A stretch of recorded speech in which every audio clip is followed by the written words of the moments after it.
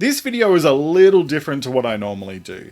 Usually I focus on tips and advice for improving your mental health, and I'll still be doing that today, but I also want to have a chat about how we can take the lessons of the last 2 years or so and use them to our advantage. So let's talk about better mental health. Hello and welcome. I'm Jeremy Godwin and I share practical ideas for better mental health every week here on Better Mental Health and in my podcast, Let's Talk About Mental Health.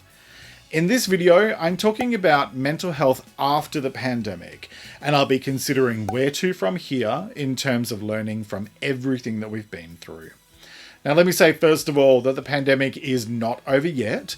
The last big pandemic that happened roughly 100 years ago took about 3 years to die out, and that seems to be a pretty rough standard for pandemics in general.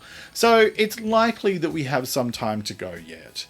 And it's not like we're just going to wake up on one specific day and discover that it's completely over. It's more likely that it gradually fades and becomes just another seasonal virus, especially as vaccination rates slowly increase around the world, limiting the virus's ability to spread as easily as it has been. So it might sound a bit premature to be thinking about where we go to from here, since the pandemic's far from over, but there are already plenty of lessons to be learned that we can apply to our own lives as a way of improving our mental health and well-being. Yes, seriously. Let's start with accept that things are often out of your control, because they are. All you can control is what you do and say, as well as what you choose to do with your feelings. And that means that all of the external events of the world are outside of your direct control. Annoying, right? The sooner you get yourself to a place of acceptance about that, the easier it is to focus on what you can do to create your own sense of peace of mind. And that leads to my next point. Accept that you cannot control others. Because you cannot. Again, annoying, right? Look,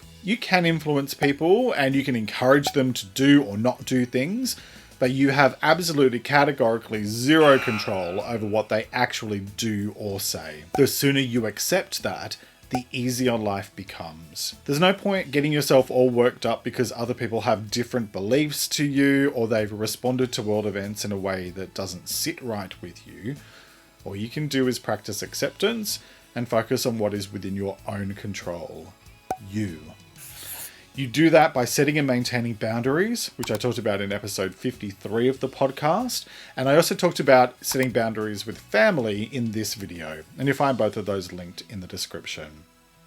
I also talked about acceptance back in episode 36 and control in episode 48. So you might find those helpful as well. My next point is make your mental health your top priority. Because if you don't, who will? I know it's a cliche to say this, but you cannot fill from an empty cup. And just like your phone, you need to be recharged on a regular basis. Plus, just like a certain large phone manufacturer, your battery cannot easily be replaced. There are lots of simple things that you can do each day to manage your mental health in a proactive way. I talked about the basics of good mental health in episode 101, plus I looked at 5 foundations of better mental health in this video. And that brings me to my next point. Be clear on what really matters to you in life. And I don't want to trigger everyone here with a flashback, but when the pandemic first went global back in March 2020, did you stop to check if you had a sufficient amount of Gucci to wear? Or did you check in with the people that you cared about the most? Tough times teach us about what really matters most to us in life. And we shouldn't wait until there's a crisis to make those things the focus of what we do and don't do in our life. There's a good reason why so many of us are leaving jobs that we no longer enjoy, especially in the corporate sector, and also why so many people have chosen to leave large cities. You can choose to define success in whatever way you want to, and I covered that in episode 74 of the podcast. And to me, at least, I feel like success is having a life that feels satisfying rather than how many pairs of Balenciaga sneakers I own.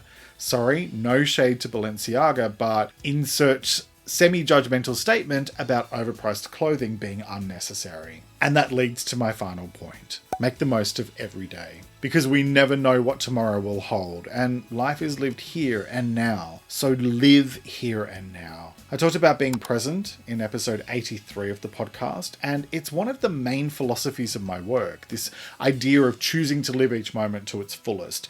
Because the past has passed and it cannot be changed, only learned from, and tomorrow is both unwritten and unknowable. So all we have for certain is this moment, now.